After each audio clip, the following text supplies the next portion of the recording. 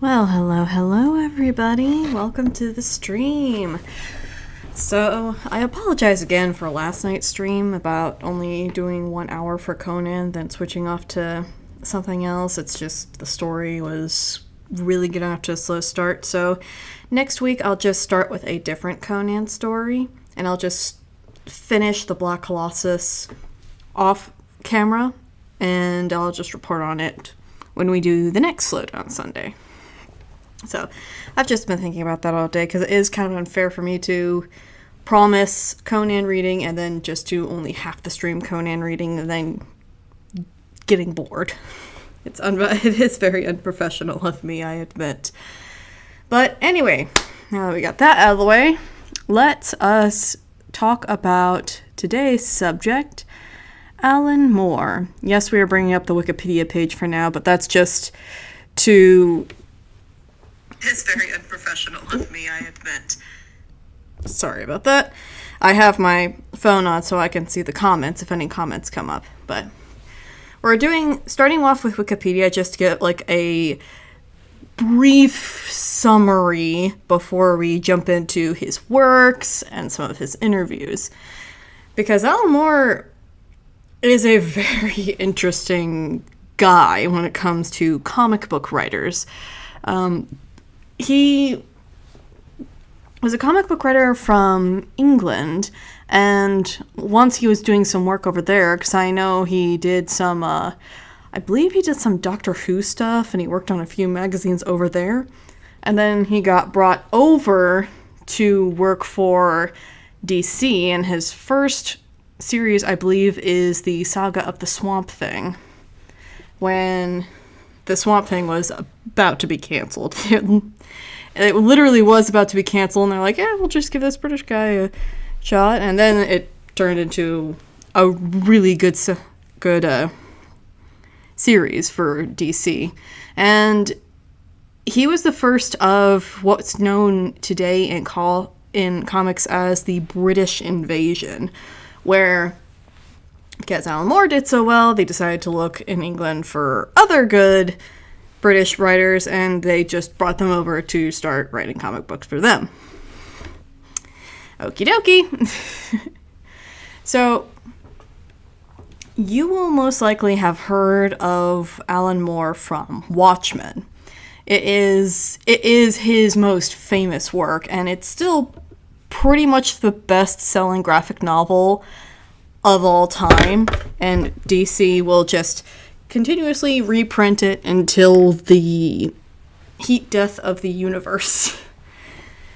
But he's also known for other stuff such as V for Vendetta, Batman the Killing Joke, and From Hell.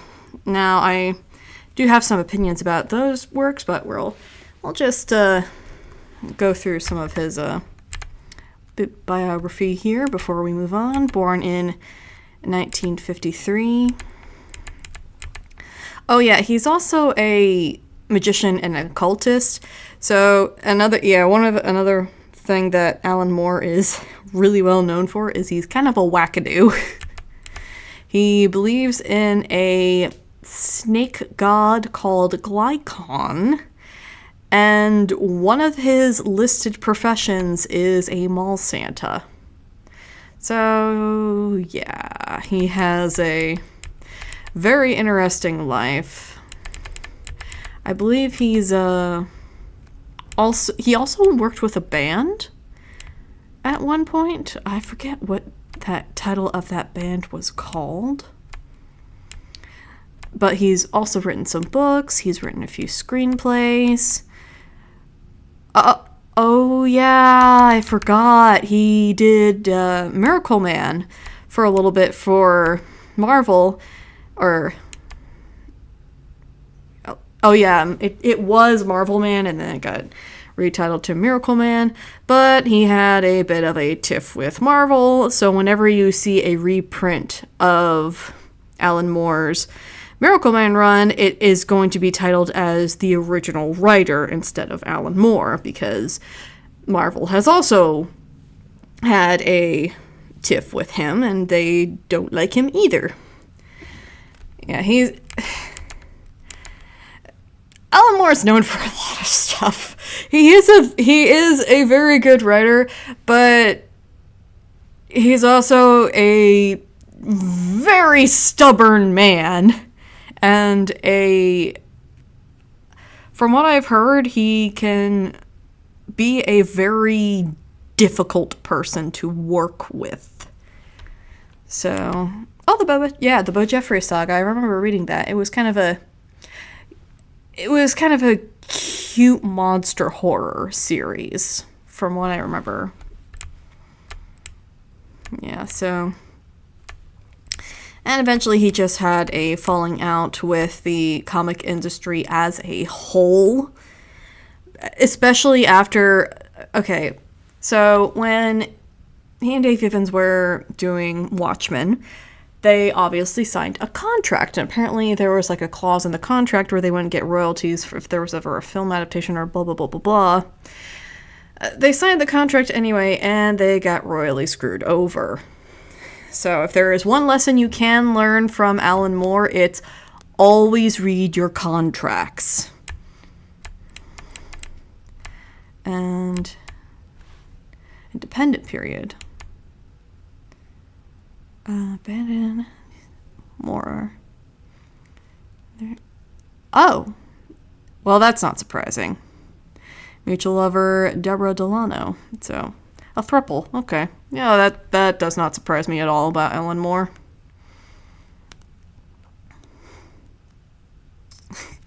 Set up a publishing company called Mad Love. I think they might be sued for that.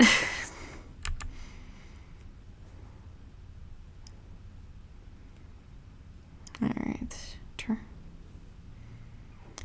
Yeah, Alan Moore is also extremely critical of superheroes. Most of the British Invasion guys, or I would like to call them the Vertigo alumni, were very critical of superheroes.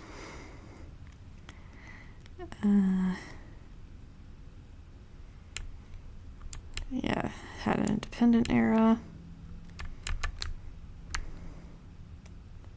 Turn to mainstream. Yeah, he has a very, very difficult relationship with comic books. I'm not gonna read all of this. I'm just kind of stopping where it's industry or interesting.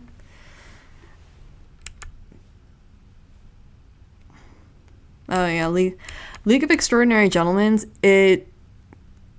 He credits the League of Extraordinary Gentlemen movie to be the movie where he made that policy where he refused to be credited on any film adaptation because he absolutely despises all of the film adaptations of his works.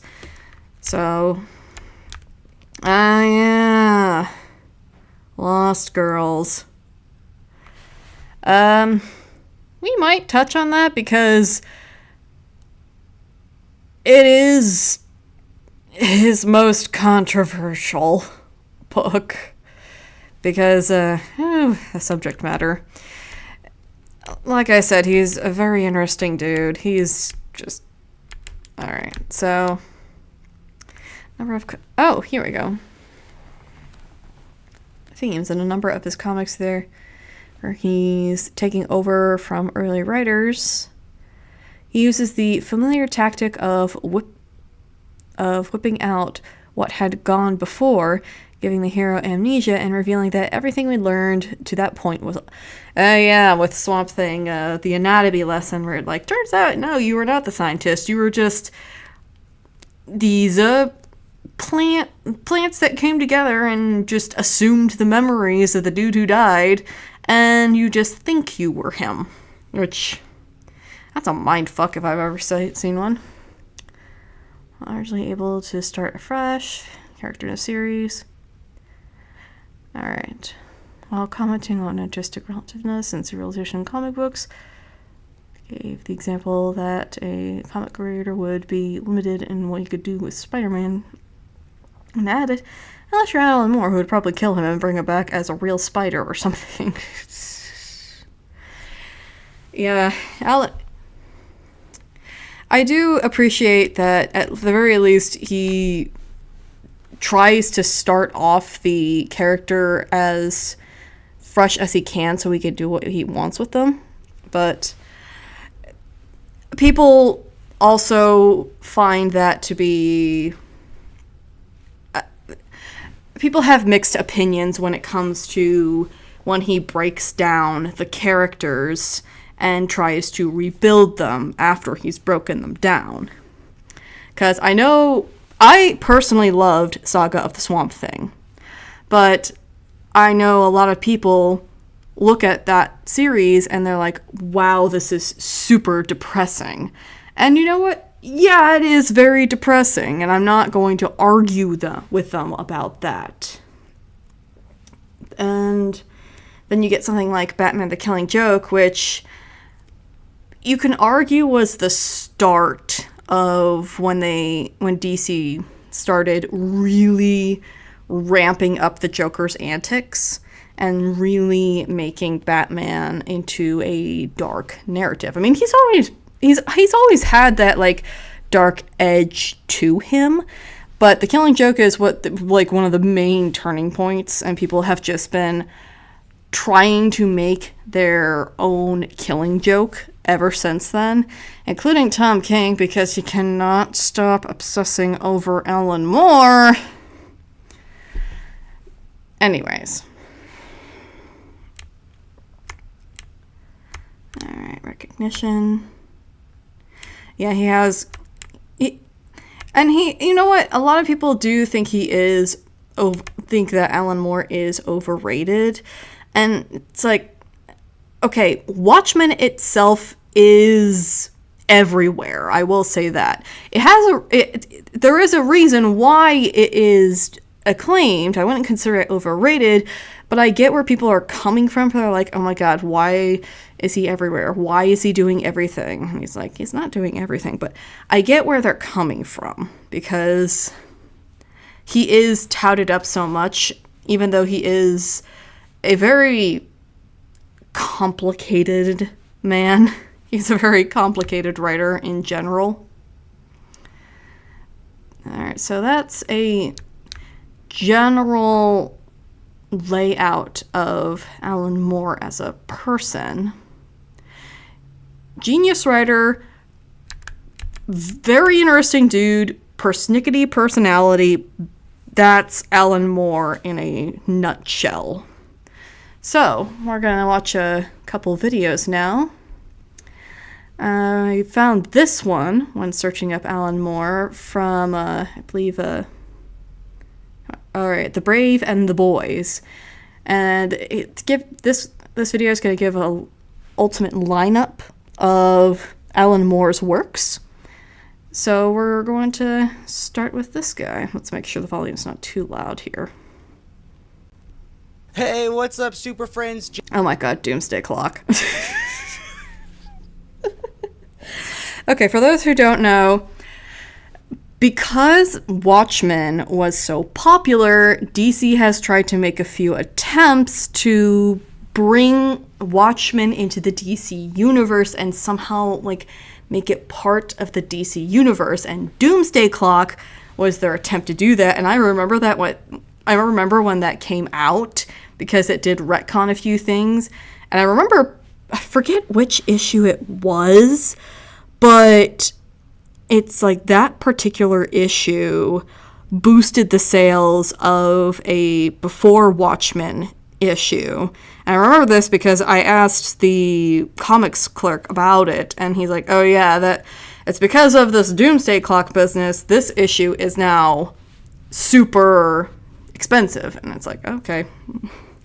But every single time DC has tried to bring Watchmen into the DC universe, it's like, no, just stop. Please stop. We don't want this at all.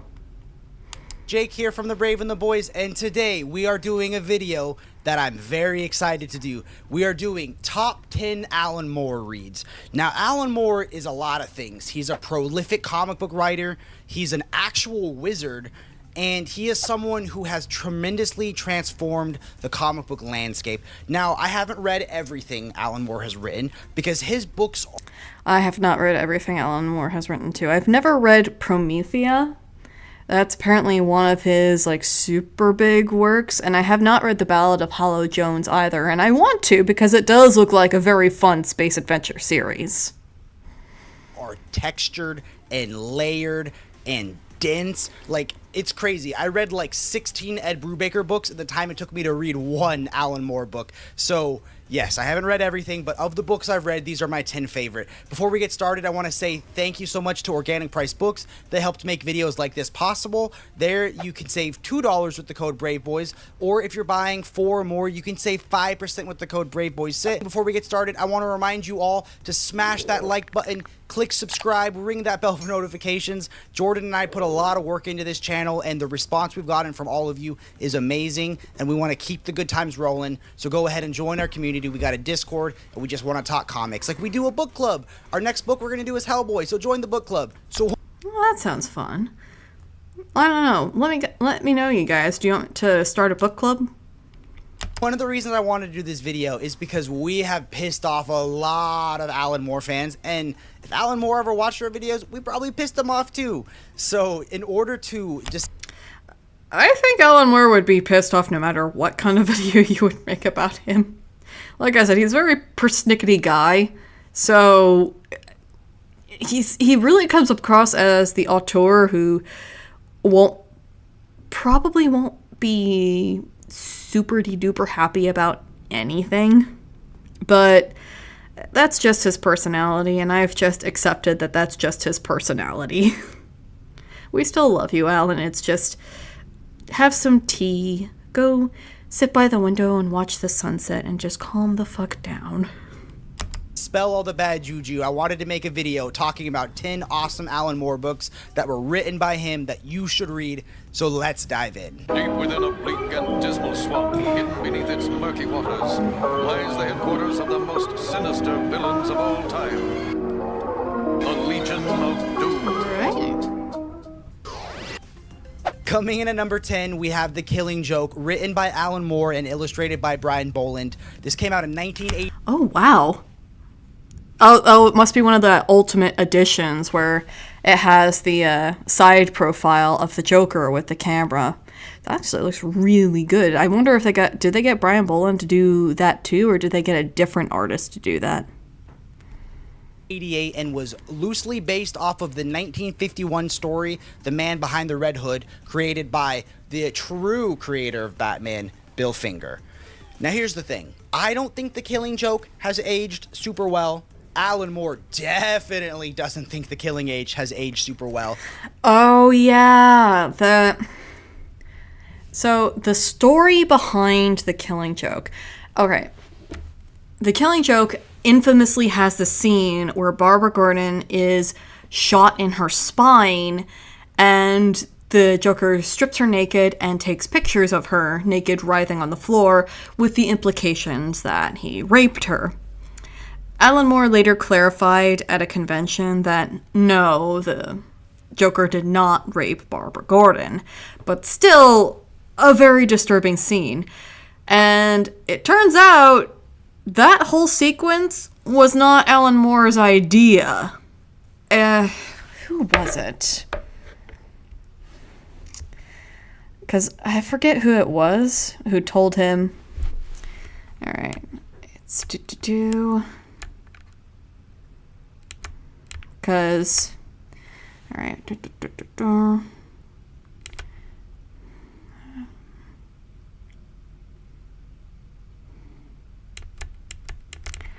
because if it is who I'm thinking it is, there is a very funny fun fact about this guy.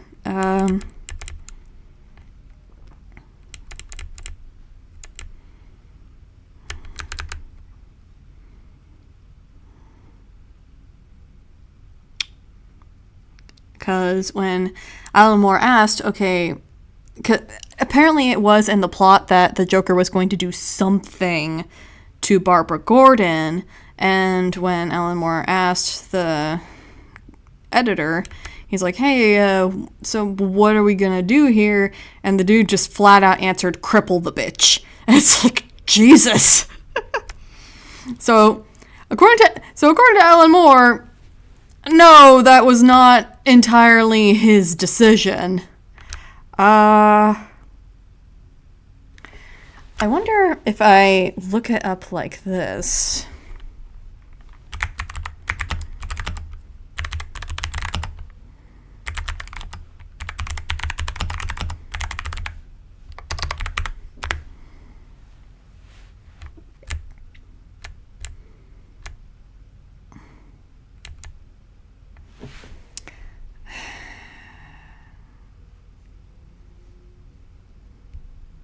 Okay, maybe... I know it's Polygon, but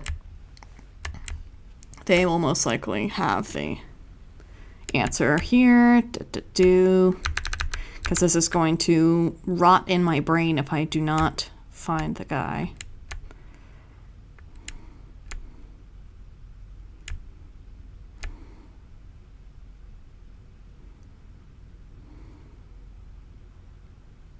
What the hell is with that spelling mistake?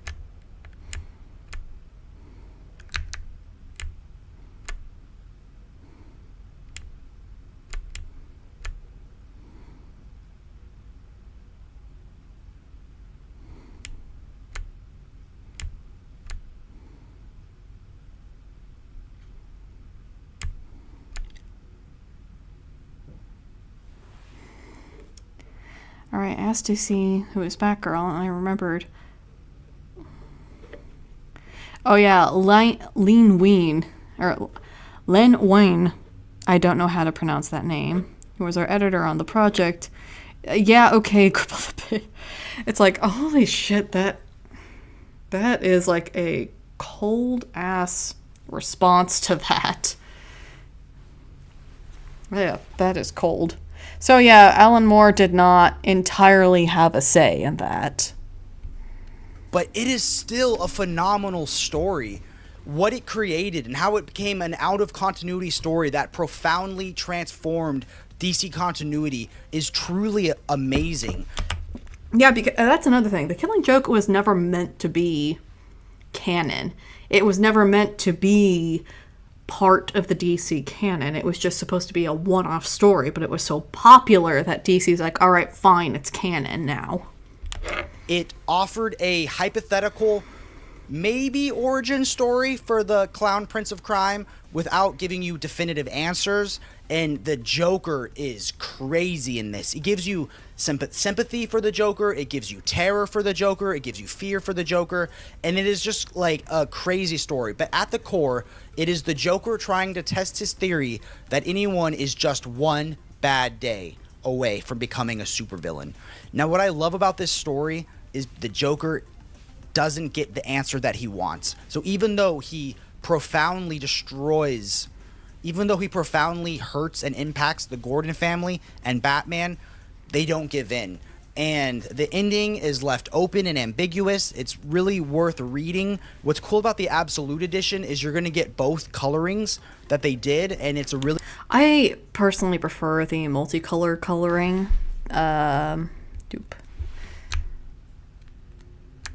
prefer this coloring over this coloring. It's like, yes, this one's a bit more realistic, but this one's a lot more dramatic and stylish.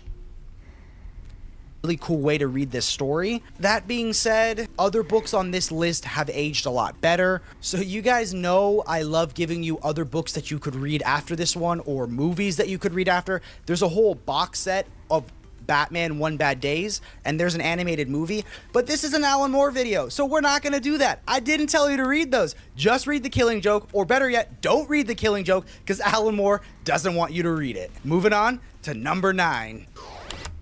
So here's... Okay, so I guess I got 2 points to make at the end of this. The first point is the open-endedness that he was talking about there is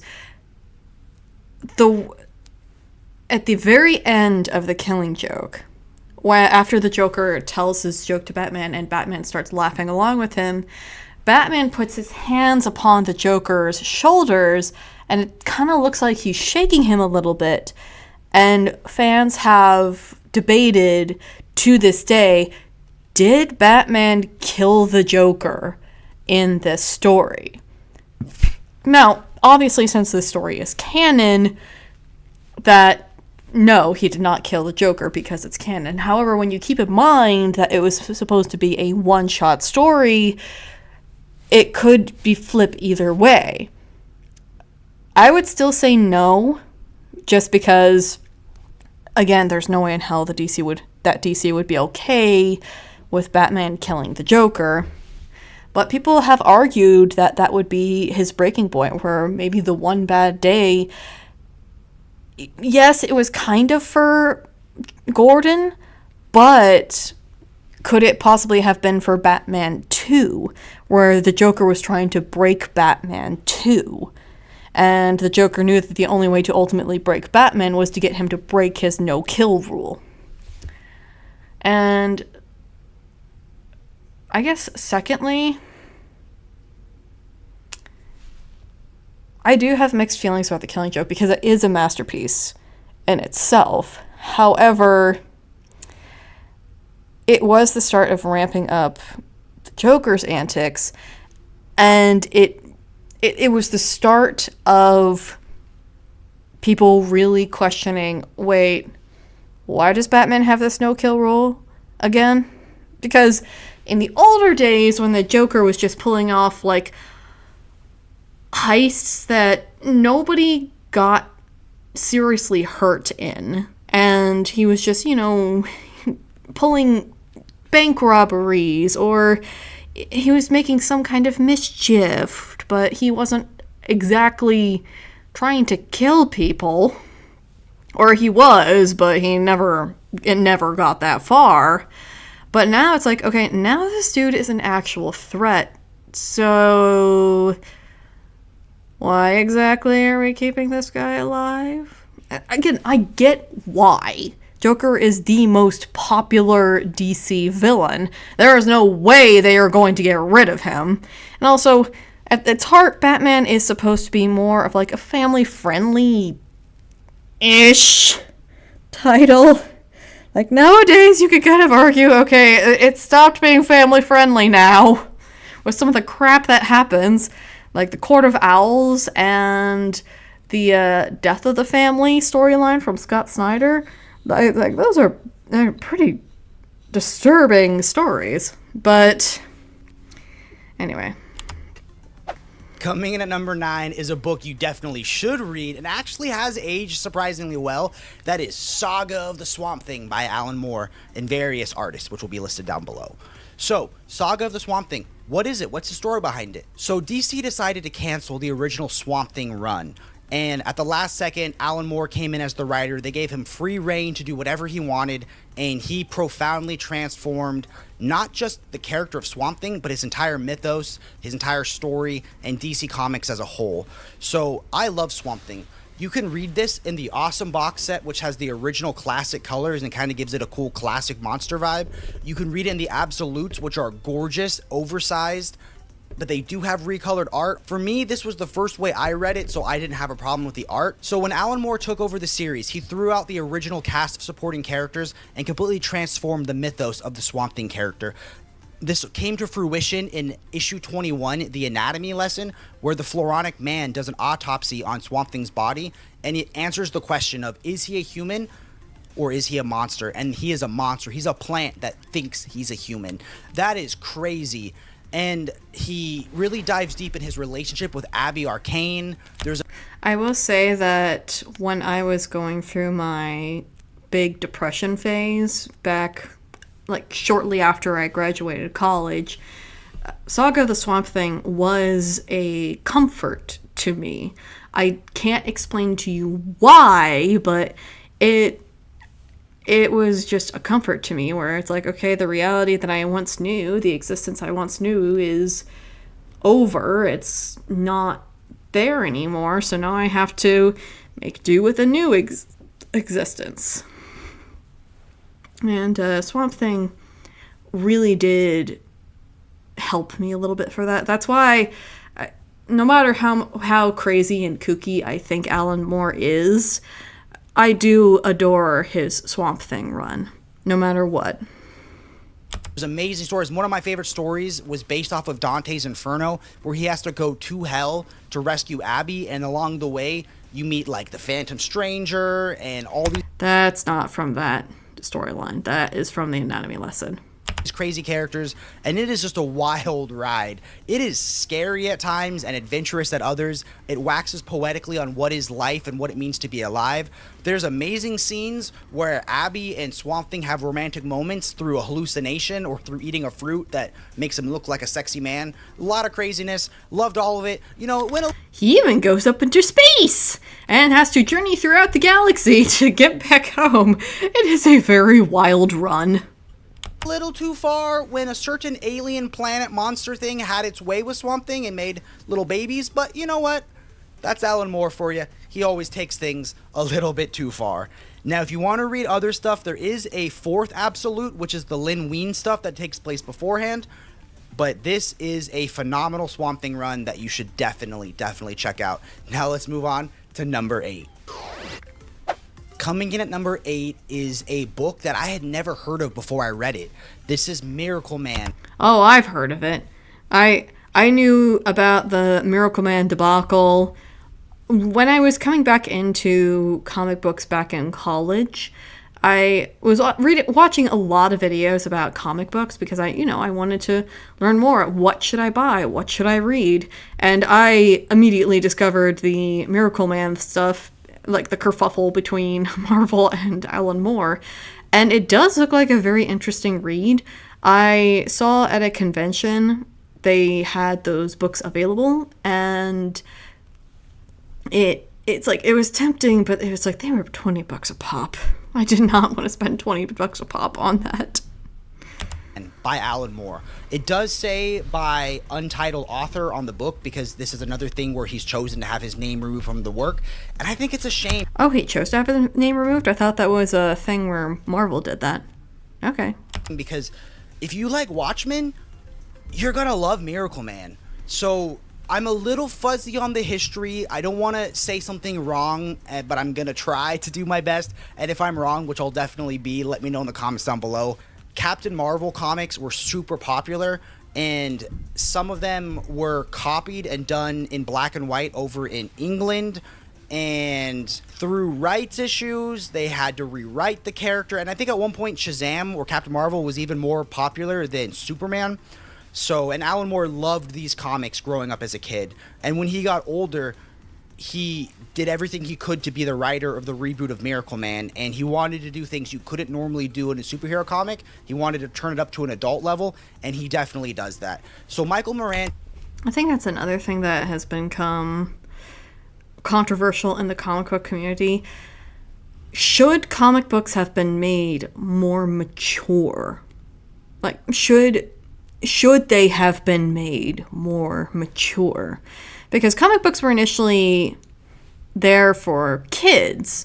And yeah, before the CCA got involved, it did dip into some horror, some crime thriller, some romance, and da-da-da-da-da. But at the end of the day, comic books were initially made for kids. So the question, and the question becomes, should comic books have been aged up and made mature for mature audiences? Because obviously adults adore comic books too. However, there's this debate of, should this have been done in the first place? Because yeah, the mature comics are more suited for adults. However, it has changed the comic book landscape into something that is completely different from what it was decades before, and you rarely ever see a comic book now that's not only purely for kids, but it's just purely about fun. And tells the story of like a 40-year-old man named Michael Moran who used to imagine or dream of being a superhero, but he's really not one. And he's at the bank one day, and a bank robbery happens, and suddenly he remembers, oh my god, when he was a kid, he could say the magic word, I think it was Komodo, and he would transform into basically Shazam or Captain Marvel. And Along the way, you get into the depths of what it means to be a hero. Like, this is not some happy-go-lucky Shazam comic. There are themes in this book that are dark, that are heavy. This is like the same thing with Watchmen, where he puts the lens onto what superhuman beings would really do in the world, and they profoundly transform the characters and civilization as we know it. It's an incredible storyline. It was actually the first Marvel omnibus I bought before I got into Marvel Comics. That's how badly I wanted to read this, and I just tore through it. I read it in a day. It's amazing. Even though it does tackle on some really dark themes, it is done. There's a side of humanity inside of Michael Moran that I think makes the book definitely worth checking out. And if you read it, it's a great companion piece to later books that he did down the line. And it's just an awesome critique on superheroes in general. Now let's move on to number 7. Coming in at number 7, we had a movie I had always wanted. Oh my god. I tried with the V for Vendetta movie, guys. I really did try, but once we got to the pancake scene, I tapped out because that was just way too fucking silly for me to deal with. Wanted to watch V for Vendetta, but I always told myself I'd have to read the comic first, and I never got around to it. And then our sponsors, Organic Price Books, sent me this Absolute because they know I'm an Absolute junkie, and I got to read V for Vendetta for the first time in the Absolute format. V for Vendetta originally came out in black and white, done by Alan Moore and art by David Lloyd, and then was subsequently reprinted as a 10-issue graphic novel by DC in color. And you guys know I love my books in color. V for Vendetta is an amazing story. What I've said, my one critique isn't of the story, because I think the story is raw and emotional and powerful, and it's a look at how we deal with the boot of tyranny.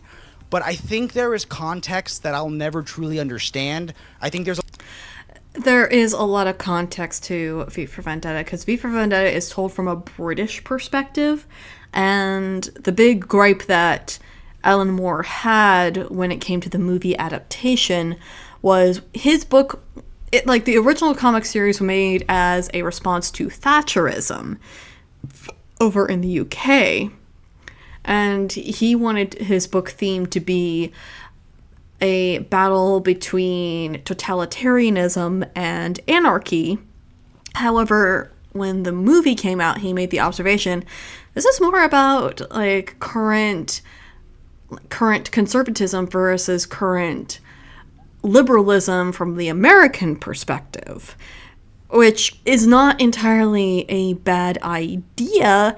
However, he's like, no, it's not liberal versus conservatism, it's totalitarianism versus anarchy.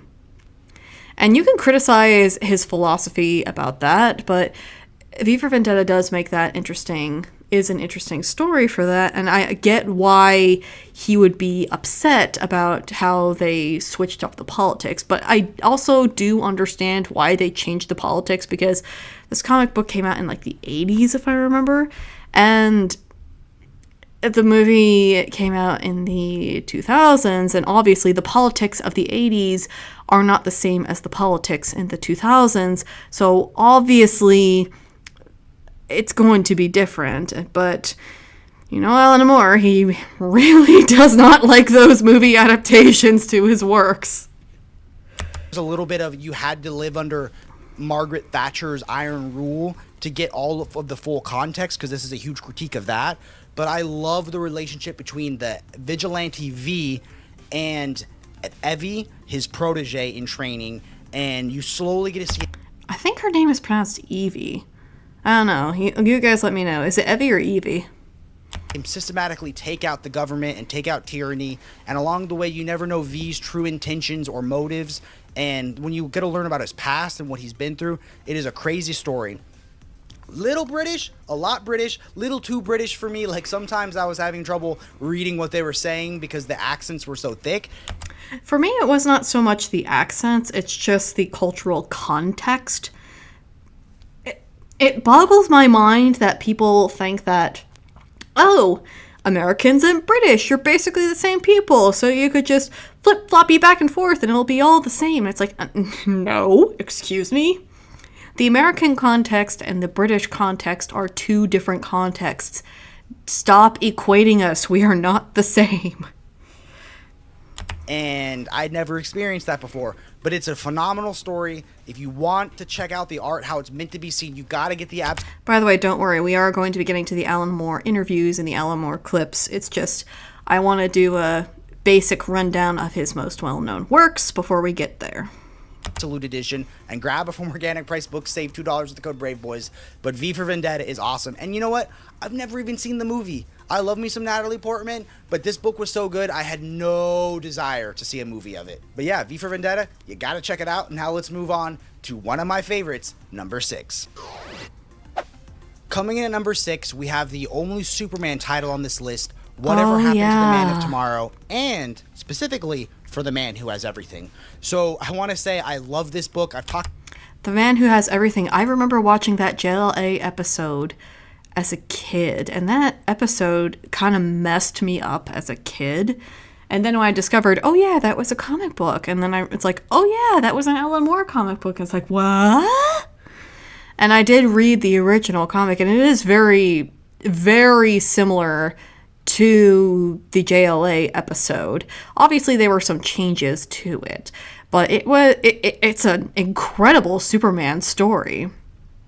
And Whatever Happened to the Man of Tomorrow was supposed to be like a loving send-off to Superman. And I will say, for Alan Moore, it was actually a really genuine, really warm send-off to the OG Superman, like the Silver Age Superman. It's like goodbye to the happy-go-lucky Superman.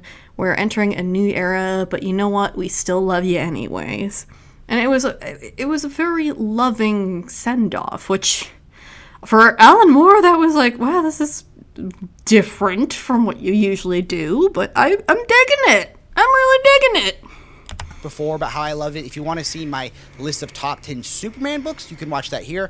And I do want to say congratulations to our winner of the trade paperback of this book. This is Alan Moore's imaginary story to the swan song end of the Silver Age Superman. Now, I read this before I had read any of the Silver Age Superman, and I still loved it. It's a crazy story where Superman goes too far and faces the consequences and then has to make a decision that only he would do. You get to see him battle all of his classic rogues. I wouldn't say he goes too far. I think this was the story where Superman is pushed to his limit, and he ends up crossing the line because he was pushed to that limit. And it's not that Injustice universe where he just straight up punches the Joker through the chest out of rage. It's just, okay, without spoiling the story or the ending of this book, one character has been operating the strings of everything going wrong, and Superman is somewhat forced to kill that character. And that is where he goes too far. I wouldn't consider that him going too far. It's just he finally got pushed to that point after losing so much, and he was just forced into that decision. But yes, it's not that he suffers the consequences of it. He makes a decision of how to accept responsibility and resolve everything. And it is a phenomenal story. Now, I'm currently trying to get through the first Silver Age Superman omnibus, and it gave me new context to how wacky and kooky and zany this book is. And when I reread this again before this video, I had even more context and love for that storyline. Then they take it even further. Like, people think comic books are weird now, but it's like, you have not seen kooky until you've seen, like, half the shenanigans that went on in the Silver Age. Like, there was at one, I don't know if this was Silver Age or Golden Age, but there was at one point where Superman shot rainbows from his hands, and like a mini version of himself came out from that rainbow beam.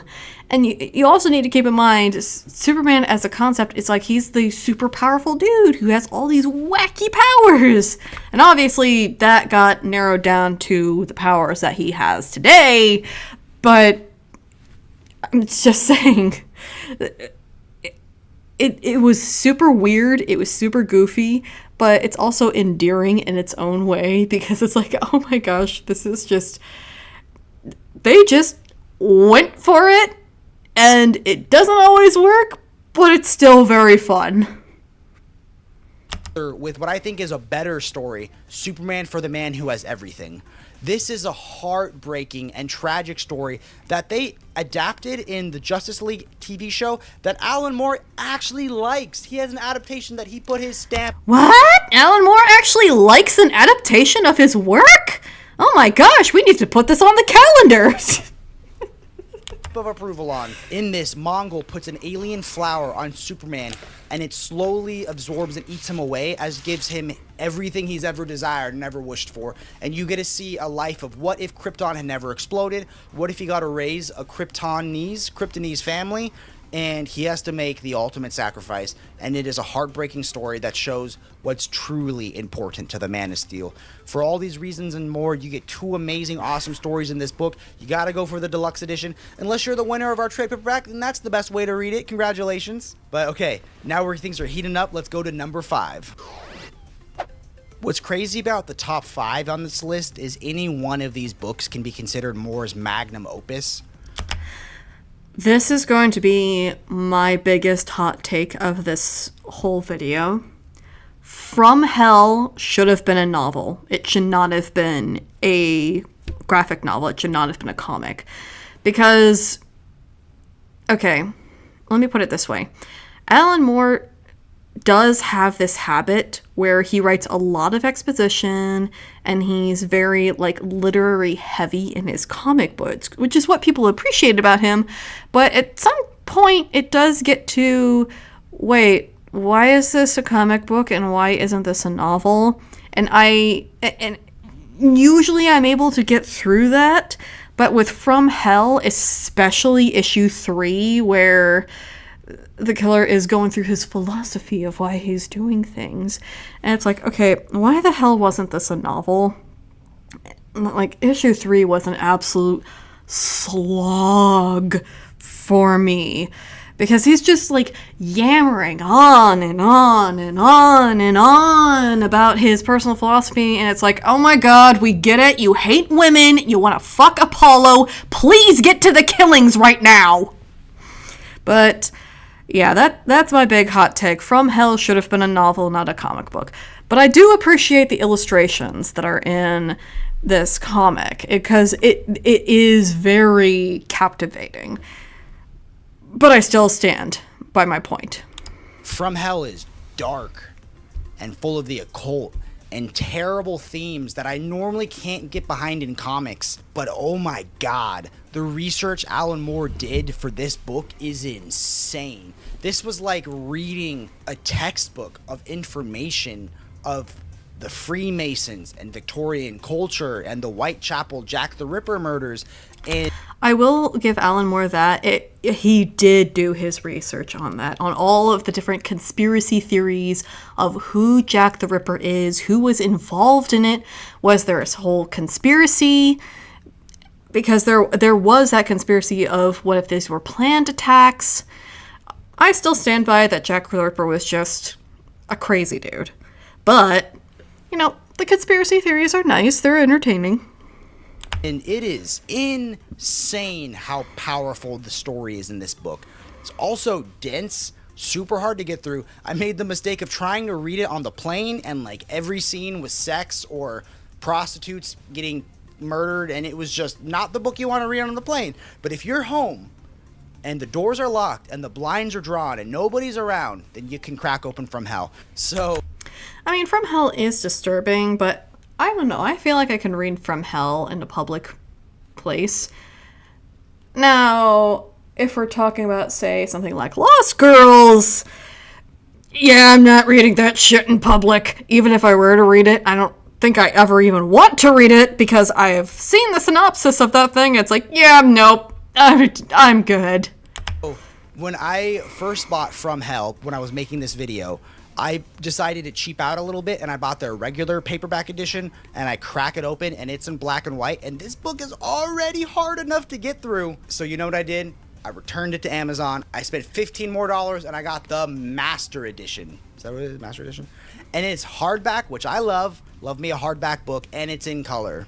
This was a serial book, and it came out between 1989 all the way up to 1998. It is written by Alan Moore and art by Ed Campbell, and it is crazy. Like I said, this was a hard book for me to get through. Like, I almost needed to pull out Silver Age Superman in between because I needed some brevity and some lightness because of how dark this book is.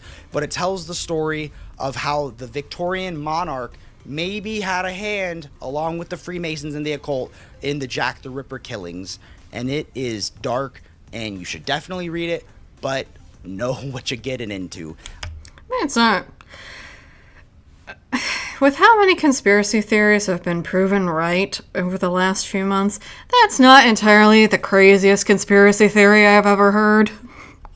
I wouldn't recommend this book to anybody. You know, it might not even be for me, but it was that good and that well researched. Oh, I know exactly who to recommend this book for. I would recommend this book for people like me, who used to be weird little teenagers who dead-ass researched serial killers because they had nothing else to do with their time and they were fucking weirdos. No, seriously, From Hell is a good horror story. It's just, I still stand by it should have been a novel.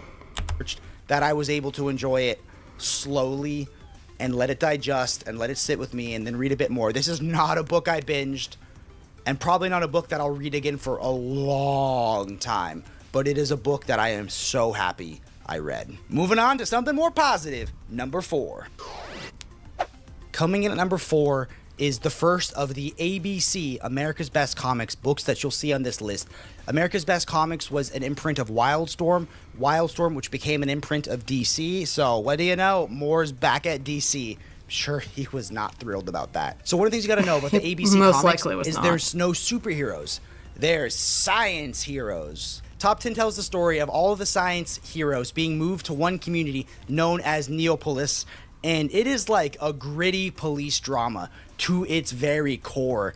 So the story starts off with Toybox, the young recruit, getting partnered with Smax, who's like the grizzled old cop that doesn't want a young partner. And there's several different crimes that they have to investigate. It's like a TV show, but then all the crimes start to converge. And all of that on its own would make it a phenomenal comic. Just like a gritty police drama set in... I'm getting like strong Planetary vibes from this one.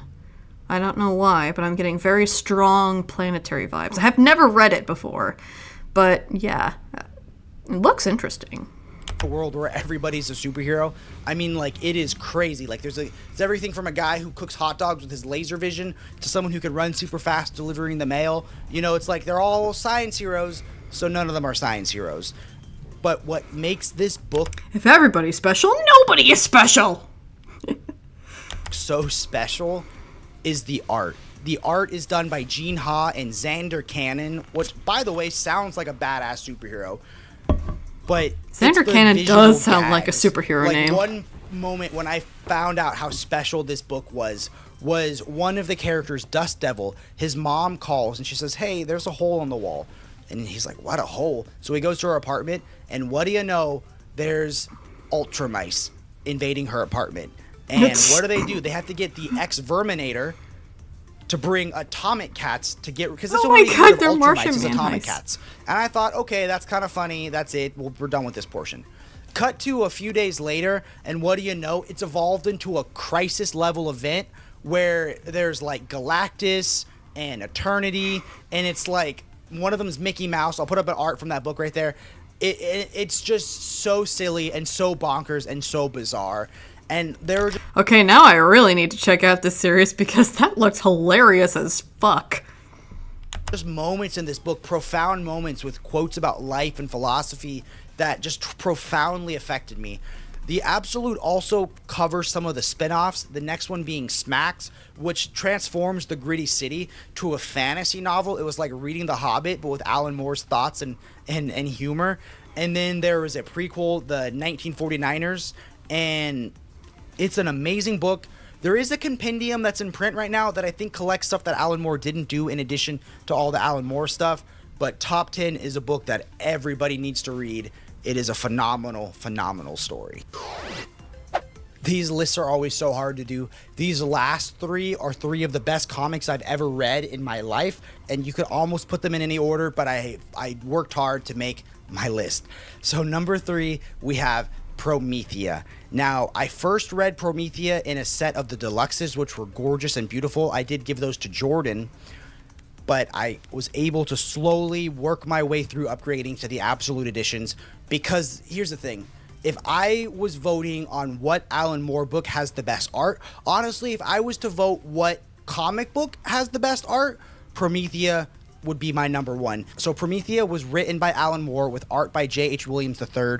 It was another one in the ABC comic imprint, and If I remember correctly, this was basically the comic book where he just laid out his mysticism philosophy, because remember, he's a magician and he's an occultist. He's very much into worshiping gods outside of Christianity, and this is basically his thesis about magic and God and how the world works. So if you ever want to really, really get into Alan Moore's brain, read Promethea, I guess. it is crazy. So if you read the first volume, it's interesting. I like to say the first volume is Sandman meets Wonder Woman, and it is like an adventure comic, and there's some mysticism. But book 2 and 3, Alan Moore took it up a notch. These are basically visual art textbooks for every belief about magic and the occult and mysticism and what happens after you die and how to transform the world and achieve higher levels of human consciousness. It's bonkers. It tells the story of Sophie Bangs, a college student who's writing a book on a character who's popped up in comic books and movies and war propagandas named Promethea. And what she finds out is she is destined to become the next Promethea, protector of the Immateria. And it is a wild story. In the second volume, she decides to go into the afterlife with one of the previous Prometheas, and Alan Moore basically tackles complex themes about the Cabal and magic hierarchy, and it is absolutely wild, because this is all backed up by the greatest art I have ever seen. Double page spreads, infinity spreads, just crazy bonkers stuff. And then in volume 3, you have the end of the world and the end of the ABC comics, and it does cross over a little bit with Tom Strong, so there is a specific order. You probably want to start with Promethea, then read all of Tom Strong except for the last issue, then finish Promethea, then read Tom Strong. I think that's probably the best way to read it. But yeah, Promethea is wild. I felt like a wiser person after being done reading it. I felt like I understood some I mean, I wouldn't say that reading Alan Moore would make you wiser, but I will say that Alan Moore offers a different perspective on life. And whether you are receptive to that perspective, that's just, okay, that's a you thing. But it does open you up to a different perspective. And as much as I rag on him, I feel like that is valuable, because that's the writer's job, to open you up to a different perspective. So, and he is a master at doing that. A glimpse into the secrets of the universe, and I can't say that about many other comics. Let's move on to number 2. Coming in at number 2 is Tom Strong, written by Alan Moore with art by Cole Sprouse, and this is probably the height of the ABC comics. Tom Strong is a love letter to Doc Savage and the pulp heroes of old. It is the story of a science hero who grew up his early years in a gravity chamber, so he's super strong and can jump super high. And it's basically like Alan Moore writing about what if superheroes were fun? What if they were... I have not read this one either, and I've seen the character before, but I just have not gotten around to reading it. But it does look like a fun series. Exciting. What if they were heroic? Tom Strong is a true hero with every meaning of the word. And he's got a family. It's like the Fantastic Four. It's so fun. He's got a wife named Delilah, and they're a amazing, loving couple. It was profound because it was one of the first interracial couples in comics, but it's also profound because... No. That's a hard no, but whatever. It's a loving relationship that lasts the whole time. There's no Hank Pym moments that you have to worry about.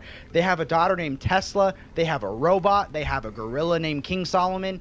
It is just bonkers fun. He's got a little fan club, and he knows each of them by their number and their name. And he's just an amazing science hero. And it tells some one-off stories. It tells a couple multi-issue stuff. And what I love is that there'll be a one-off of the Modular Man or of the Aztec Empire aliens, and then sometimes they come back later, and it builds this whole world. You get to see him battle amazing villains, the best of them being Savan, who's kind of like his Joker, and it is awesome. The ending does cross over with Promethea. What I will say about this compendium is Alan Moore did step away for a little bit, and a couple other writers jump in to fill in the gaps. Jeff Johns, I don't think he got Tom Strong as much. I think he thought Tom Strong was Superman when Tom Strong is Doc Savage. The writer who did get it was Ed Brubaker. Ed Brubaker wrote a phenomenal story about Tom Strong. That was one of the best things in this book. And then Alan Moore came back for the ending and crushed it, completely reinventing the relationship between Tom Strong and Savine. And it is just a fun, heroic comic. I hope they reprint the deluxes and finish them this time. I hope we get an absolute. But you know what? I read the compendium, and I loved every page. Now, if you haven't guessed what my number one is already, I think we all. let's prove you right. Coming in at number one is Alan Moore's self-proclaimed favorite thing he's ever written, Doomsday Clock. Jeff Johns might not understand Tom Strong, but he does understand the intricacies of the 9-panel grid. Let's talk about... Okay. It wasn't that funny. That was funny. I like that. Our real number one is... Shocker. Shocker. His most well-known work is the number one. Yeah. I mean, I'm not ragging on him too much. Watchmen is pretty good, but it's like, shocker! Stop it. Is Watchmen. Now, I have to be honest, I wanted to put Tom Strong as my number one, but I was too scared of the internet haters, so of course I put Watchmen. And I mean, I wouldn't be too mad if you didn't put Watchmen at number one, because, look, I would get it. Watchmen, while it is a fantastic series, I get that some people would prefer different Alan Moore series over Watchmen, so I wouldn't mind at all. Watchmen is his most important. Watchmen was written by Alan Moore with art by Dave Gibbons in the amazing 9-panel grid, and this is probably one of the most, if not the most important comic book ever written. We've talked about Watchmen a lot in ways that would make Alan Moore happy and ways that would definitely make Alan Moore mad. So for the purposes of this video, we are just talking about Watchmen and nothing else. Let's pretend like nothing else exists. There's just this, because this is my video trying to make Alan Moore lift that curse on me. So what is Watchmen? Watchmen is a hypothetical what if of new characters that were based on the recently acquired Charleston characters. So instead of the Question, you have Rorschach. Instead of Captain Atom, you have Dr. Manhattan. And it tells the story of a civilization on the brink of war and annihilation where only one human is superhuman. And it is a critique on superheroes. It's a critique on the Golden Age, the Silver Age, everything you can imagine. Everything is so layered. Jordan has the... One thing that needs to be noted is that Watchmen is also a critique of the culture of the mid-'80s. Keep that in mind. It is a critique of the culture of the mid-'80s, and not just the culture, but also like the politics that were going on in the mid-'80s and the superhero tropes of the mid-'80s. So you need to keep that in mind. This is not a critique of modern day. It is a critique of the mid-'80s. Just hammer that into your head when you start reading this. annotated Watchmen, and he'll constantly tell me a little tidbit where he's like, you know, they don't smoke cigarettes. The only one guy that does hand rolled them, and everybody else smokes cigarettes in kooky ways. The world building on Watchmen is insane. The newspaper clippings, the TV shows, everything. And it's just like Top 10, where the world building makes the story better and elevates it. And at the core of it all is a murder mystery whodunit. And that's just such a good entryway into this world that Alan Moore crafted and created, and it is awesome. There's critiques on vigilantes, there's critiques on heroes, and there's just you just feel like you're slowly pulling away layers on the story every time you read it. I've read Watchmen probably over 10 times, and I pick out a new tidbit every single time. This year, Jordan and I are going to reread it with this collection, and we're going to read it once a month on the date that it came out. So we'll be sure to link those videos in the future. We're excited. Oh, damn, that is commitment. To do that. But yeah, Watchmen, I could go on and on about how amazing this is. I remember when I read it when I was about 12 years old, probably a little too young to read Watchmen, but I was engrossed. It was one of the best things. I was, again, in college when I first read Watchmen. And it is a very dense story. It is a good story, but it's a very dense story. I have my original trade paperback copy, and I love it to this day. Watchmen is amazing. Yeah, Alan Moore got screwed. I'm sorry, but we got one of the greatest graphic novels ever created. Maybe one of the best novels ever created. So guys, that's going to bring this video to a close. Thank you so much for watching. Let's jump into my final thoughts. And that's going to bring this video... Alright, so now we got into final thoughts. Alright. So, let's see. Which interview should we do?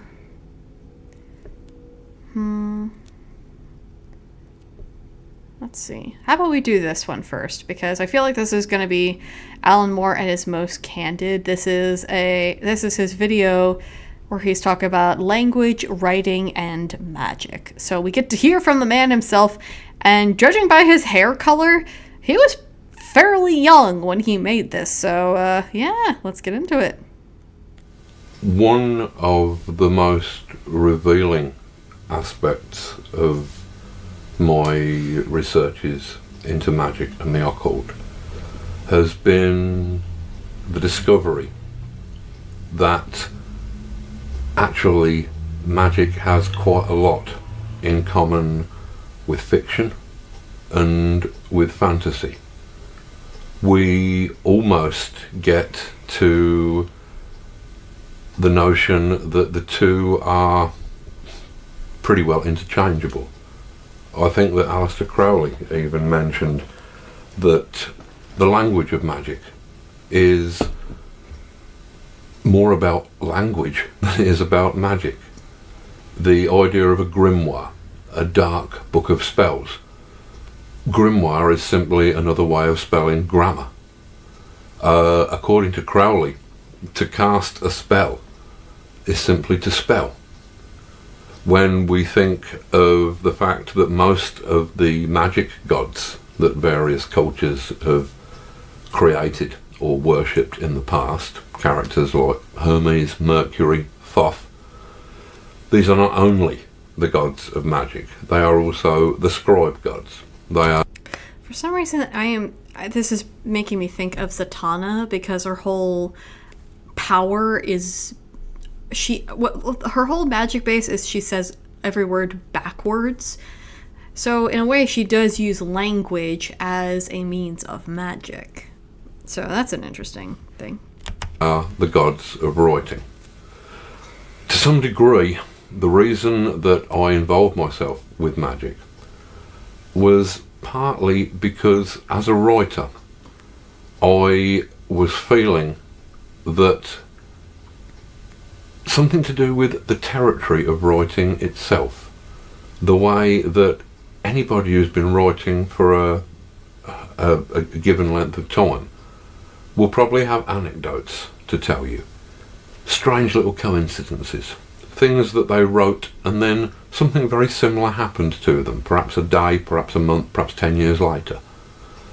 That there are these odd little incidents that tend to build up, and that you tend to shove in a filing drawer just marked weird stuff. And because you have nowhere else to put them. I think the closest I've ever gotten to that was I was just reading I was reading oh fuck, what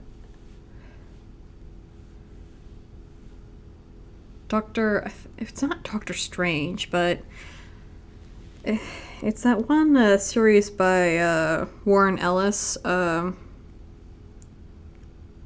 why am I blanking on his name right now?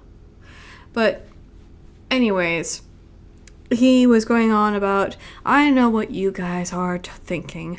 Where's my jetpack? Where's my blah blah blah?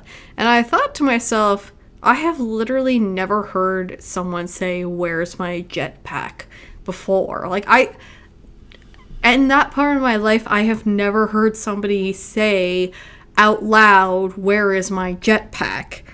And then, of course, the next day I see a Tim Pool video where Tim Pool just outright says, where's my jetpack? And it's like, fuck. I need to do an episode on Warren Ellis.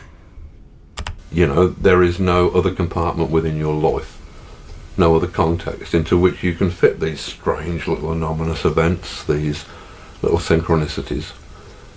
And eventually, as with myself, you might reach a point where you perhaps decide that the stuff in the drawer marked weird stuff is in fact the only important stuff, and that if you wish to progress as a writer beyond mere technique, then you might be advised to start looking at some of those events. This leads to a consideration of the relationship between fiction and reality. I started to come to the conclusion that fiction has an immaterial reality that is exactly equivalent to material reality. It is no less or more real, it is simply different. All aboard the crazy train! Choo-choo! I mean, I do get what he is saying here. There is value to fiction, like he is saying, and yeah, I guess you would consider fiction to be immaterial, but to think of fiction as one and the same with reality, that's a bit of a stretch. And I don't know if he's going to get it into this video, but Alan Moore very much believes that fiction can influence reality and fiction can bring out what is going to happen. I personally don't believe that. The way I look at it is fiction is a writer just pondering how he believes things are going to happen, and it's only the writers who are super perceptive of human behaviors and are knowledgeable about history where their silly little ponderings eventually become true. Like Aldous Huxley's Brave New World, where it is frighteningly similar to the society we are living in right now, but that's just because he was extremely perceptive of everything going on around him. Like, fiction is only weak when it's not perceptive of the people around it. It's only the stuff where it's like, holy crap, yeah, that he predicted that shit like 50 years ago and it's happening today. And it's like, yeah, that's just because he knew people and he knew how this was going to turn out. That's why his predictions are coming true, because he knew how this was going to happen. So it's not magic. I would see that as just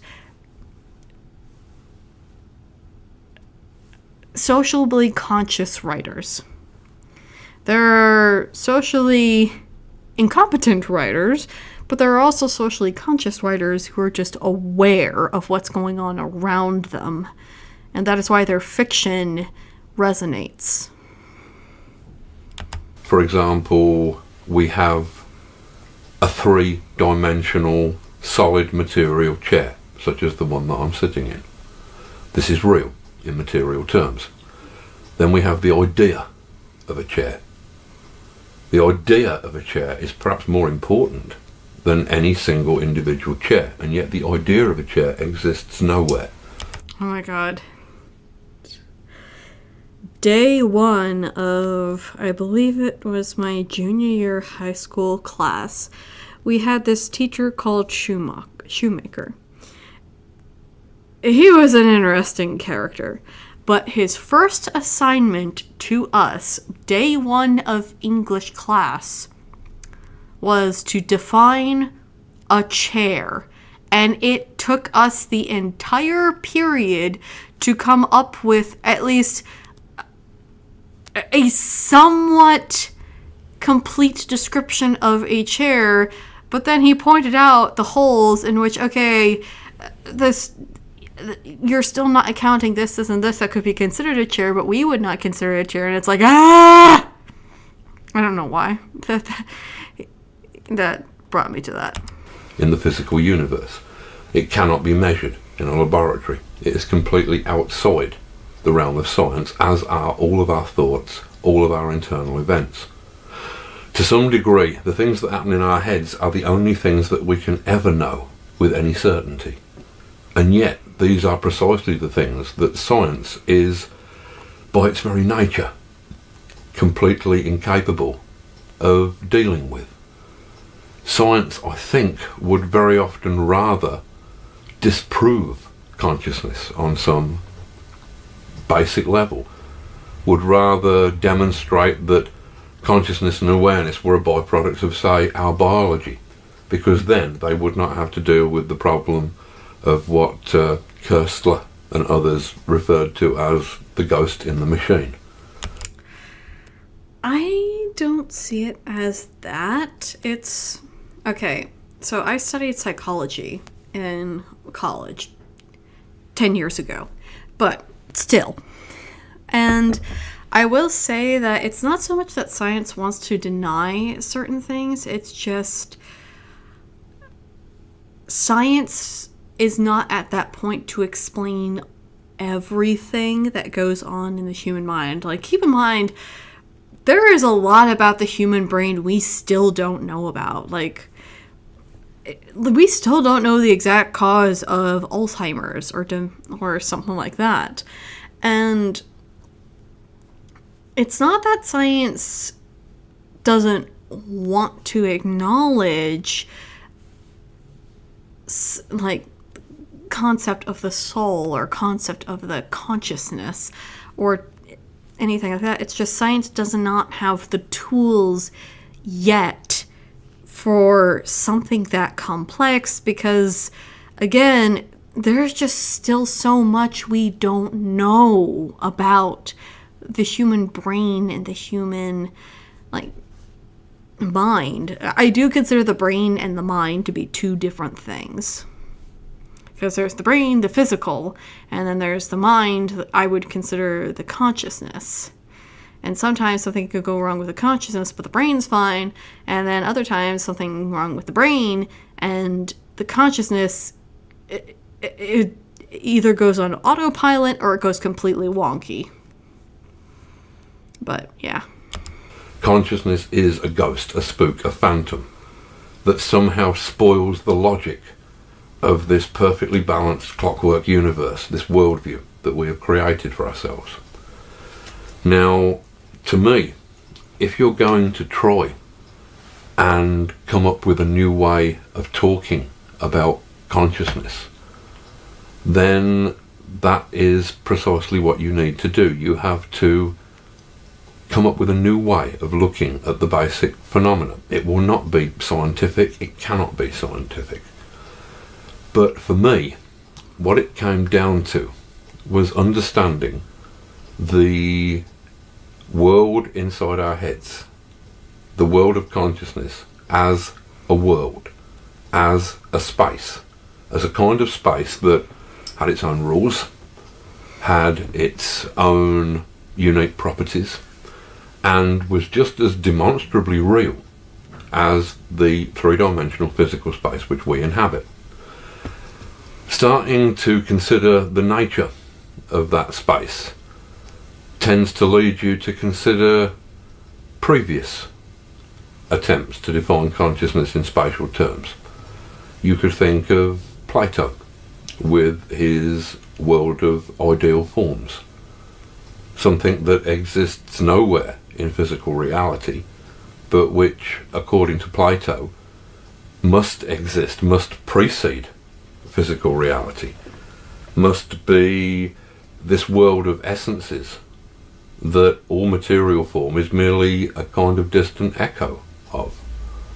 There are other ideas. There is Sounds like the idea of base nature, where it's like, yeah, all humans have their own consciousness, but there's also, sorry, I feel like I'm about to sneeze, but there's also a base nature within all of us, where we don't have to be told to act or to think a certain way, it's just we do. Which is somewhat horrifying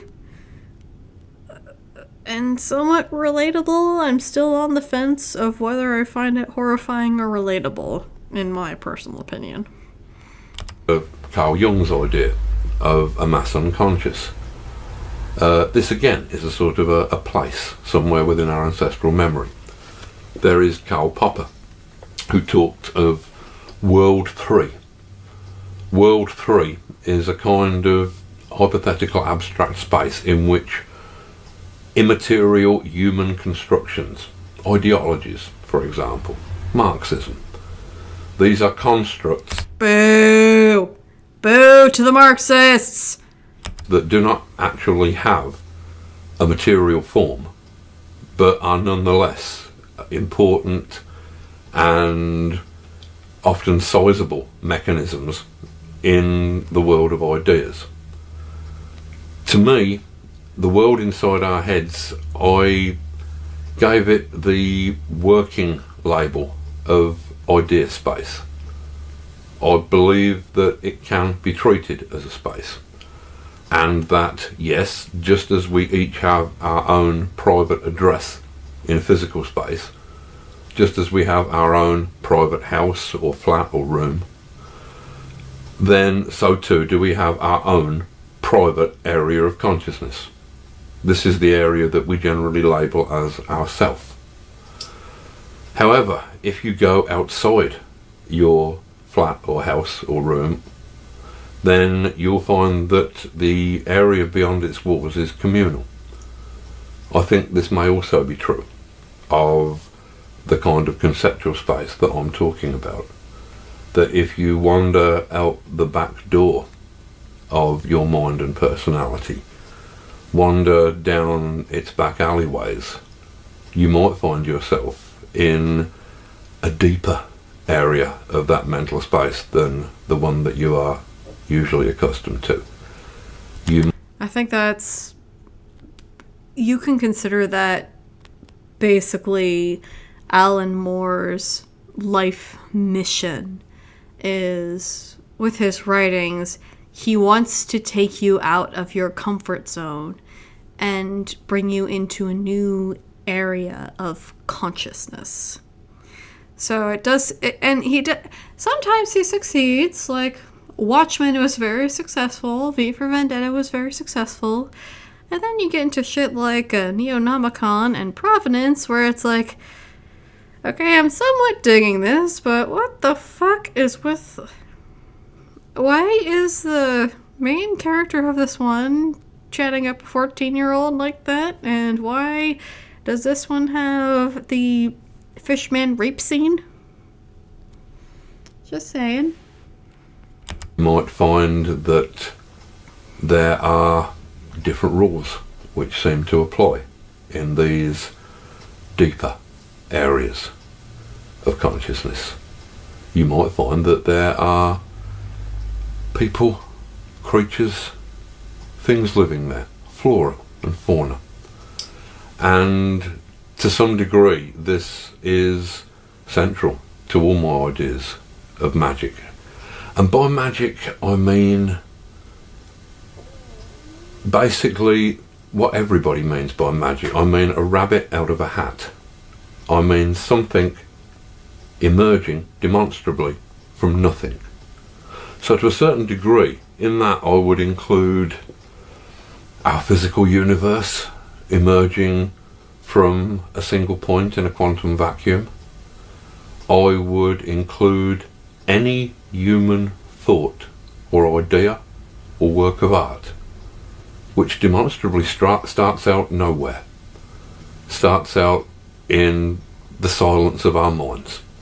First there is no idea, then there is the flickering of an idea, then there is a fully realised idea, and then finally we have a physical artifact which we can hold in our hands. We have a book, we have a painting.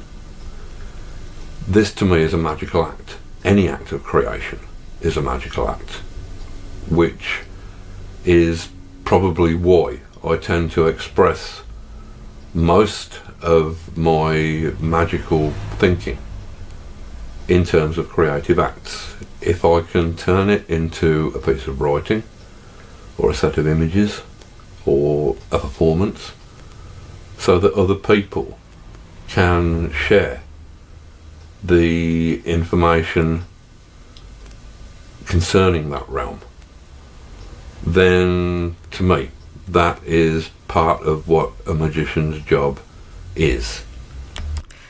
There is something to that logic where, okay, it has been debated what separates humans from other animals for decades now. And it's like, okay, why are we humans, like, why are we human? Why are us humans? Why are we more advanced than the other animals? And especially when we've seen that other animals are capable of using tools, are capable of using logic. So what makes us so different? And I also feel like it is kind of magical when it comes to creating art, creating stories, creating performances. There is something magical to that, because it's like, how the hell did you come up with that? You as a person, and you're able to weave this tale, or you're able to create this beautiful art. Because I will stand by that any kind of art form requires practice, and if you practice hard enough, you'll eventually be able to get there. But there is also that drive, that instinct to want to create, that is magical in its own way. So I get what he's saying here. I don't get the whole worshipping Glycon thing, but I do get this. It is almost that the magician acts as a travel guide or an overseas reporter, if you like, from this phantasmagoric, platonic realm of the human mind and the human imagination. Of course, the fadeaway to give magic. Oh yeah, Overlord Comics. I do follow this channel, and yes, there is absolutely a feud between Alan Moore and Grant Morrison on who is the better magician, and it is as ridiculous as it sounds. Alright, so... Oh, shit, no, stop it. Alright, this is a video clip that one of my followers, Mike, sent to me to discuss, so I am going to go ahead and play it now. And this is Altmore explains why you should read bad fiction. Writer, I would urge you to not only read good books, read terrible books as well, because they can be more inspiring than the good books. If you're inspired by a good book, there is always the danger of plagiarism, of doing something that is too much like that good book, whereas a genuinely helpful reaction to a piece of work that you're reading is Jesus Christ, I could write this. That is immensely liberating, to find somebody who is published who is doing much, much worse than you. And by analysing why they are doing so badly, this will immensely help your own style. As a prospective writer, I would... That is actually the most logical thing I have ever heard Alan Moore say. But it is true. There is something so comforting and so liberating when you read either a comic book or just a regular book, and it is absolute dog shit. The characters are awful, the story is awful, and you're just sitting there wondering, did a chimp write this thing? But it also gives you a little bit of hope of, okay, if this fucking moron can do it, then I can do it. I mean, okay, so I hate to bring up my own work because it does sound very narcissistic, but I mentioned in one of my books, I wrote like a foreword to it, and I mentioned that after graduating college, I was not writing at all, and I was very depressed, and there was this free verse poetry book that came out that inspired me to take up poetry again, because I was like, well, I can do that. What I did not mention in that foreword, that book was Milk and Honey. It was a free verse poetry book. I was so disappointed and disgusted that something like that was considered free verse poetry. Like something that was so... they were coffee mug poems. They were poems you could put on a coffee mug or a t-shirt. And I was just so annoyed by the simplicity of it and just the fact that it seemed like the writer just did not give a crap about poetry. And I'm just like, oh, I could do fucking better than that. And look, you can read whatever, my stuff, and be like, hey, Heather, you did well, or hey, Heather, you sucked. But it's like, at the end of the day, I won't deny that book did inspire me to pick up writing again. It sounds awful. It sounds petty high school bullshit. But I'm not gonna lie, that is what got me to write again, because it's like, oh shit, if this idiot can do it, then I can too. Yippee! It is very spiteful.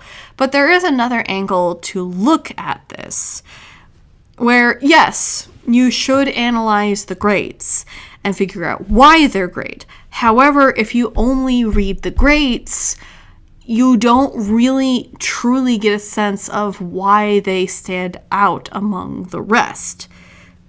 And I see this mostly with the anime community, where the anime community will just only watch good anime, or I wouldn't say they only watch good anime, but they only discuss like good anime, and they will just nitpick all of the good anime of, well, animation is not so great in this scene, the writing is just a little weird in this scene, and you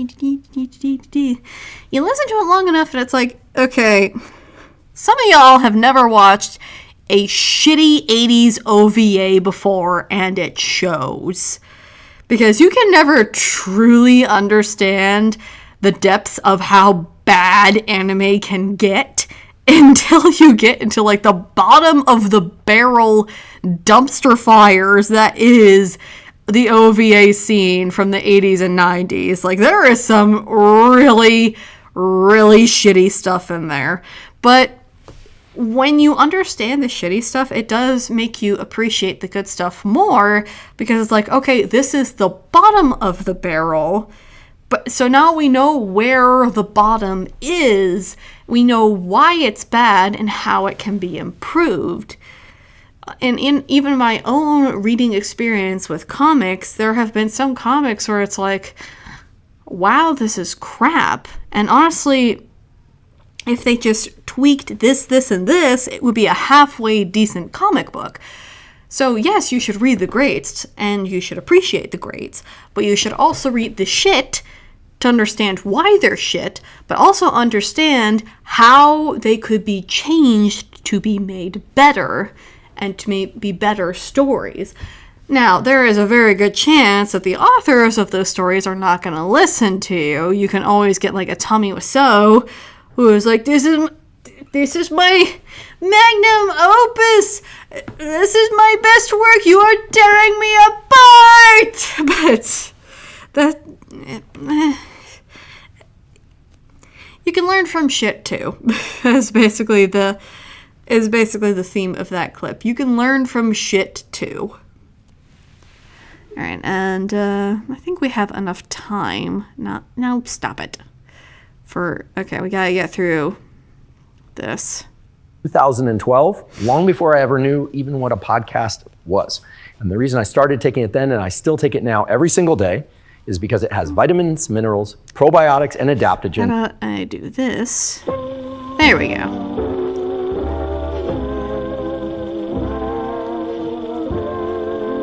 Mars Writing Philosophy. If you wish to develop as a writer, you will have to also develop as a person. I would suggest that you will need to develop a moral standpoint, which will probably also entail a political standpoint. I am not saying that that should be a left-wing opinion, a right-wing opinion, or even my own personal preference, an anarchist opinion. The important thing is the understanding that you should have a platform, a moral or political platform, from which you can look at the world and hopefully to understand it, which will need a certain amount of compassion and empathy, whereby you can look at someone who has ideas that are completely foreign to your own, and yet perhaps understand why they have them, what the factors were in their background that caused them to have those ideas, perhaps to understand that you yourself, brought up in slightly different circumstances, may have had exactly those ideas. So that is the basis from which you can look at the world without necessarily being judgmental, but simply trying to understand it. I truly believe that you can never go through life without being judgmental. Like, human beings are judgmental by nature. We judge literally everything. We judge the weather. We judge people's clothing. We judge people. So there is never going to be a time when we're never going to be judgmental. However, there is something in that lesson of, in a different circumstance, how would you react? I remember back in high school, we were reading Brave New World. And if you know Brave New World, I brought this up earlier in the stream. It's a dystopian novel about the government who basically keeps the population in blissful ignorance in order to control them. And at one point during our reading of Brave New World, our teacher asked us, okay, if you were in the Brave New World, would you be among the complacent public, or would you be against it? Of course, a good chunk of us were like, no, we would be against it, but then a different girl in class pointed out, well, if I was raised in that environment, I would just go along with it because that was what I was raised in. Like, I can't help it. Like, that's all I know. And yeah, when you think about it logically, if you were raised in the world of Brave New World, you probably wouldn't question it too much because that's what you were brought up in. You were literally groomed from birth to be a pleasure-seeking hedonist. Like, there is no other way to go about it. Yeah. I would also suggest that you will probably need these things to be slightly flexible, because the ground will change under you in terms of politics Oh, and fuck yeah, morality, it will. and things that may have seemed perfectly acceptable in, say, the heady days of the 1960s. By the time you reach the early 21st century, you might have had some time to reconsider some of those things. Okay, I hate to do this, but I've been noticing the count go from 1, 2, 3, and it's like, okay, how many of you have been watching this entire time? I'm genuinely curious. Please let me know, because I'm starting to wonder if there's like some sort of a frequency thing going on, because I've noticed the number fluctuating. So please let me know if there's something wrong with the connectivity, if there's anything wrong with the microphone. So drop a comment, let me know, yada yada. So don't become locked in to a rigid behaviour pattern, but you simply need to develop the moral standpoint and the political standpoint which will enable you to have a position to come from. When you are writing about the world, you will need to have a way of seeing these things. Books and writing are capable of changing the entire world, of modifying human consciousness. You are modifying the consciousness of the reader, and therefore you are modifying the reality of the reader. Writing will modify the reality and the consciousness of the entire species, and also, inevitably, will mean modifying the consciousness of the writer themselves.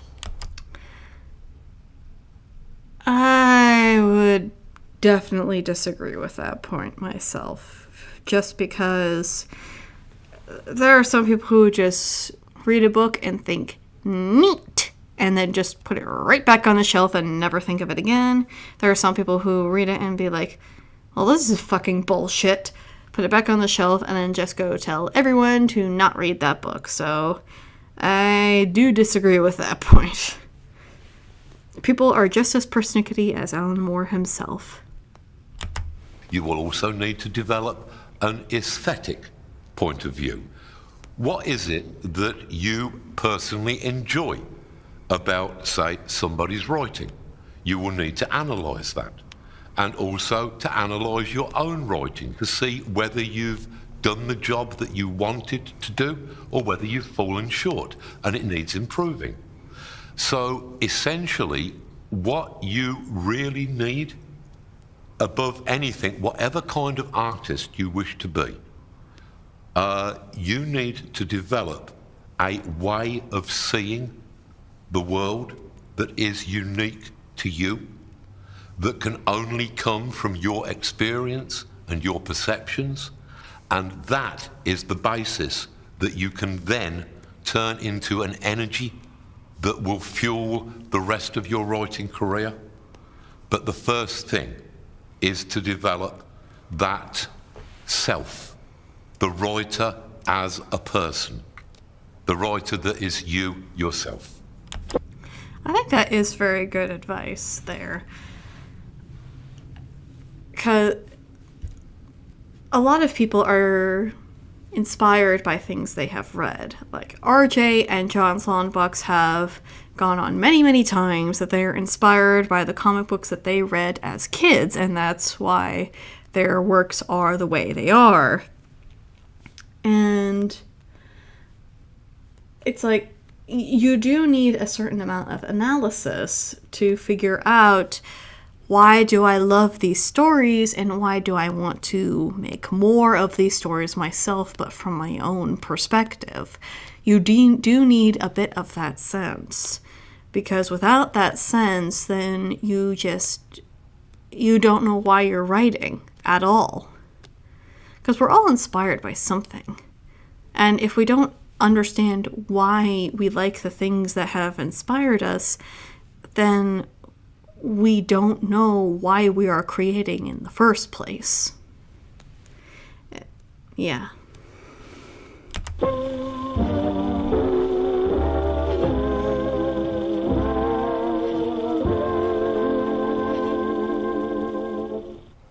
I am going to tell you how to be a writer, that will probably entail telling you what writing is, and that means telling you where writing comes from. And as far as I understand it, writing evolved from Paleolithic shamanism. And when that had happened, Interesting take. that allowed human consciousness, as we know it at the moment, to commence. Yeah, sure, we had something before then. We had awareness, we had empathy.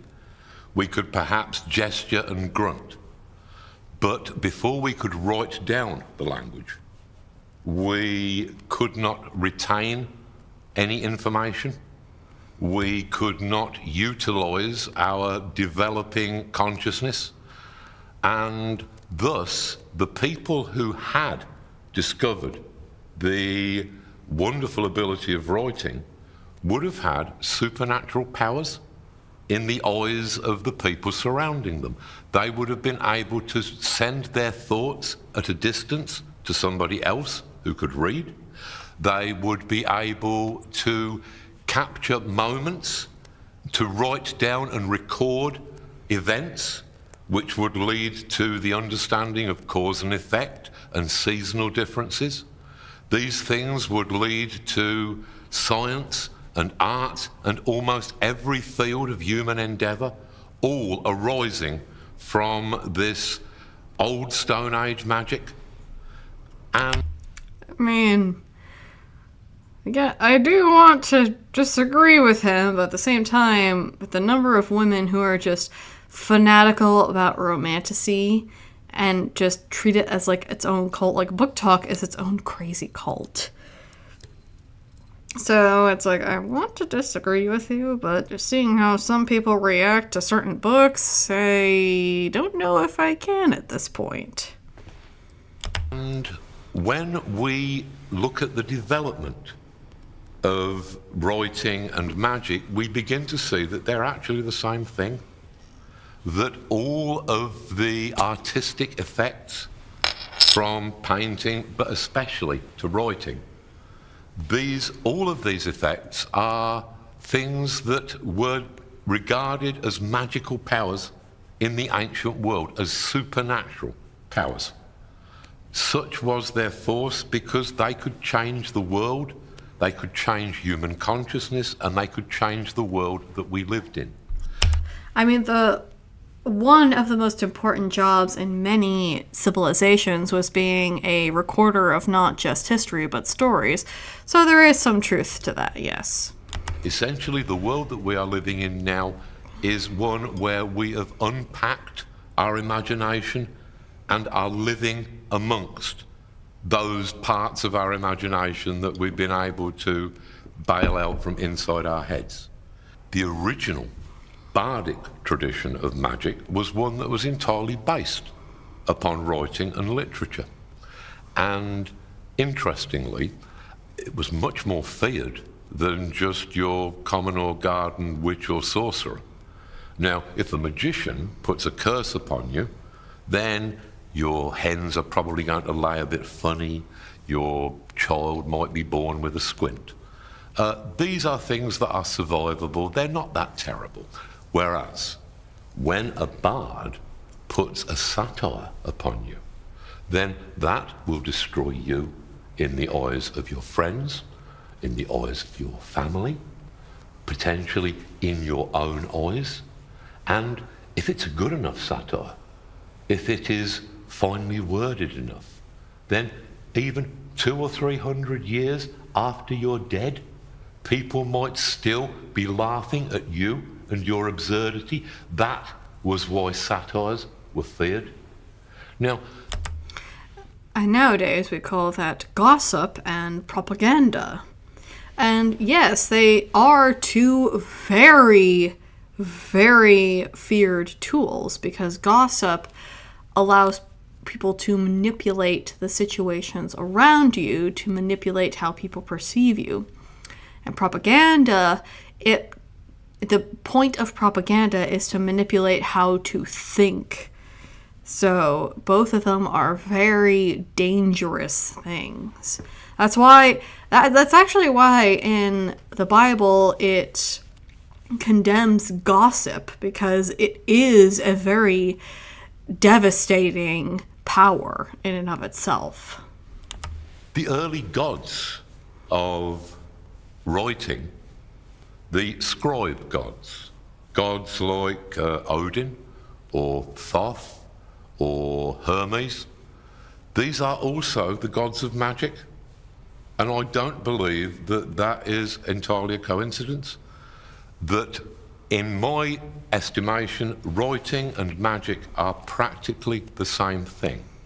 So, I would like to think that the current generation of aspiring writers will not sell themselves short in this. That you should never think of yourself as purely an entertainer for hire who is lucky to have the work. You should try to remember the tradition that you are becoming part of. You should try to remember that a writer can change the world with their writing. Think of the books that have completely changed human history and see yourself in that light. Because if you are a writer, then the substances that you are handling, the things that you are juggling, you are having an effect upon human history and the entirety of the human future. I wonder when this was made, because it has to be recent. Yeah, 10 months ago. Like, I'm a little surprised it's taken this long for the BBC to get a hold of this. There's also... Oh, God. Yeah, we're not getting into Neil Gaiman at all. But, oh well. Anyways, I think that was a good enough deep dive into Alan Moore, his works, his philosophies, and just kind of how just batshit insane he is. But I think we'll go ahead and call it. So, thank you for coming with me on this stream. I desperately need to go pee right now, so I'm just going to end it here. Thank you.